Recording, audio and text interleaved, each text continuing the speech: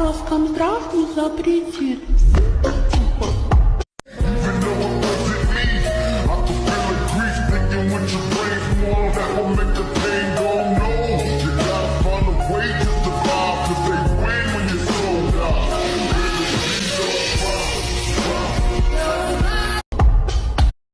Akala talaga niya May magic pen ang batang ito at kahit anong iguguhit niya ay nagiging totoo.